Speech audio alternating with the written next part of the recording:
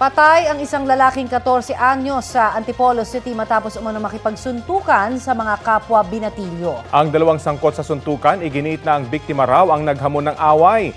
Balita hatid ni EJ Gomez, exclusive.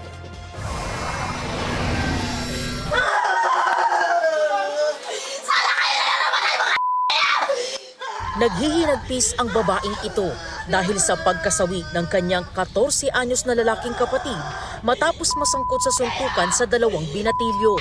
Nangyari ang insidente sa Sitio Phase 1, 8 Bonica Road, Barangay San Isidro, Antipolo City, pasado alas 6 ng gabi nitong Sabado. Base sa investigasyon ng pulisya, naglalakad sa lugar ang isa sa dalawang sospek nang madaanan niyang nakatambay ang biktima.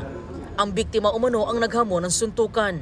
Yung suspect natin ay napilitang makipag-away na kasi nga pinipilit siya nung biktima natin na hamunin talaga. Nagawa pa raw awatin ng ilang saksi ang pag-aaway, pero nang dumating ang isa pang sospek, inudyok daw nito umano ang dalawa na magsuntukan muli at doon na raw nangyari ang mas malalang away na nauwi sa pagkamatay ng biktima. Na ibabawan itong biktima ng nasabing suspect natin at kung saan nahawakan niya yung ulo at yun na, naipaguntugan niya sa semento kung saan ay nawalan ng malay ang nasabing biktima.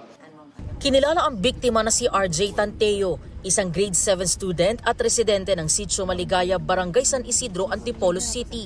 Mismong mga sospek na pawang 16 at 17 anyos daw ang dumulog sa Barangay San Isidro para ipagbigay alam ang kinasangkutang insidente. Umamin naman sila na talaga sila yung gumawa. Ngayon, hindi naman nila inaasahan na yung bata ay mamamatay. Ang expect lang nila, yung nabugbog lang nila. Ayon sa pulisya, nang maaresto ang mga sospek, pinagbantaan pa umano nilang babalikan ang mga nakasaksi sa suntukan. Kwento ng kaanak ng biktima, base sa ulat ng ilang witness, hindi totoong ang biktima ang naghamon ng away. Ito kapatid ko, nagpipiso wifi daw sa kanto. Ngayon, may dalawang bata ata na bigla siya nakusunidaan, sinuntok daw siya. Ito naman, syempre, nasaktan, gumanti siya. Doon na nagsimula yung kumusyon. Nakauwi pa raw sa kanilang bahay si RJ matapos ang insidente. Pero paglipas ng ilang oras ay nagsuka na raw ang biktima at agad na dinala sa ospital. Nakaburol na ngayon ang biktima. Sobrang sakit po, para po akong durog na durog. Simula nung bata hanggang lumaki, ikaw yung naggabay sa kanya. Tapos parang kukunin lang nila na basta-basta yung buhay ng tao.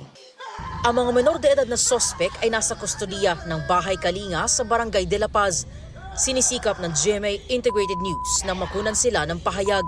Kung hindi ko makikita habang buhay ang anak ko, gusto ko rin habang buhay na makulong din sila.